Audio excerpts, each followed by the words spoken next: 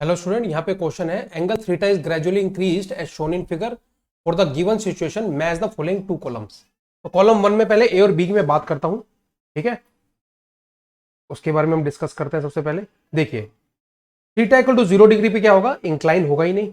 इस तरीके से सरफेस होगी, 2 kg का ब्लॉक इस तरीके से रखा होगा, ठीक है। तो जब 2 kg का ब्लॉक इस तरीके से रखा हुआ है तो उस केस में फ्रिक्शन कितना भी हो, जब कोई एक्सटर्नल फोर्स इस पे लग ही नहीं रहा हॉरिजॉन्टली, देखो यहां कोई फोर्स लग रहा है, नहीं लग रहा, इस तरफ कोई फोर्स लग रहा है, नहीं लग रहा, ठीक है। तो उस केस में यहां पे फ्रिक्शन भी नहीं लगेगा।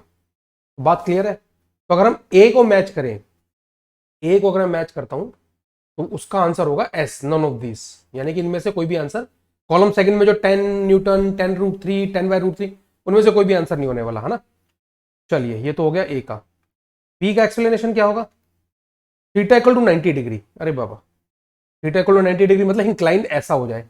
अगर ऐसा हो जाएगा इंक्लाइन तो ब्लॉक ऐसा होगा, उसका सरफेस के साथ कोई कांटेक्ट नहीं होगा, यहाँ पे नॉर्मल फोर्स जीरो होगा, नॉर्मल फोर्स जीरो होगा तो फ्रिक्शन जीरो होगा, ब्लॉक सीधा ऐसे फ्री फॉल करेगा। तो इसका मतलब जो बी का आंसर है वो भी आपका एस ही होगा। यहां तक तो ठीक है। ए और बी के आंसर क्या आ रहे हैं आपके, एस ही आ रहे हैं।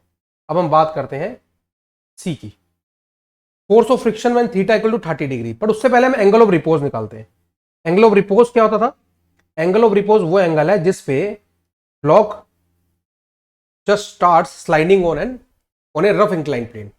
एंगल ऑफ रिपोज का सिंपल फॉर्मुला में बताया, theta equal to 10 inverse mu. तो म्यू कितना दिया हुआ है, देखो यहां डायग्राम में ऊपर 1, तो थीटा कितना आ गया, ये एंगल ऑफ रिपोज आया है 45 डिग्री। यानी कि जब भी एंगल इंक्लिनेशन का, इंक्लाइन प्लेन का जो एंगल ऑफ इंक्लिनेशन है वो 45 डिग्री से कम होगा, तब ब्लॉक स्लाइड नहीं करेगा। जैसे ही 45 या 45 से ज्यादा एंगल होगा, ऑब्वियसली वो स्लाइड करने लग जाएगा। तो हम करते हैं पार्ट सी की बात। पार्ट सी में एंगल कितना दिया हुआ है, 30 degree. So block will not slide, ये बात तो क्लियर है, ठीक है। 30 डिग्री पे ब्लॉक स्लाइड नहीं करेगा। तो इस केस में यहां पे होता क्या है कि नीचे की तरफ एक फोर्स लगेगा mg sin 30 डिग्री, और फ्रिक्शन फोर्स भी उतना ऊपर की तरफ लग जाता है और बात खत्म हो जाती है ना। देखो, मैं आप बिल्कुल सिंपल सी आपको बात बताता हूं, फ्रिक्शन की मैक्सिमम वैल्यू कितनी होती है यहाँ पे when block is about to slide, वो मैक्सिमम वैल्यू कितनी होगी, म्यू एन, यानी कि म्यू mg cos थीटा, ये हम ऑलरेडी जानते हैं। अच्छा, मैं बना देता हूं यहाँ पे अगर कोई कंफ्यूजन हो आपको, एन ऐसे होगा, mg cos 30 डिग्री ऐसे होगा, है ना। तो हम ऑलरेडी जानते हैं कि फ्रिक्शन की maximum value mu mg cos theta होती है, बट उतनी लगेगी नहीं, ये लगती है किस पे, एंगल ऑफ रिपोज पे। एंगल ऑफ रिपोज पे ये वाली वैल्यू लगेगी, क्योंकि लिमिटिंग कंडीशन तभी आएगी ना। तो एंगल ऑफ रिपोज क्या, 45 डिग्री यहाँ पे, यानी 45 डिग्री पे वो जस्ट स्लाइड करना स्टार्ट करेगा, और उस केस में लिमिटिंग की जो सिचुएशन है वो जस्ट ब्लॉक उसको पार करेगा। पर 30 डिग्री की हम जब बात कर रहे हैं सी ऑप्शन में, तो ब्लॉक स्लाइड ही नहीं करेगा। तो इस केस में जो फ्रिक्शन होगा वो कितना लग जाएगा, जस्ट mg sin थीटा के बराबर, ताकि ब्लॉक रुका रहे, ताकि ब्लॉक रुका रहे। तो कितना है, mg sin थीटा की वैल्यू कितनी आ जाएगी, 2 इंटू 10 इंटू साइन 30 डिग्री, ठीक है। तो फ्रिक्शन कितना आ जाएगा, 10 न्यूटन। फ्रिक्शन कितना आ जाएगा, 10 न्यूटन।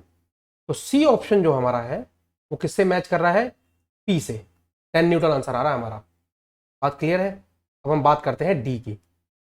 डी में क्या गिवन है, डी में किसकी बात आ रही है, डी में बात आ रही है theta equal to 60 degree. D में बात आ रही है थीटा इक्वल टू 60 डिग्री।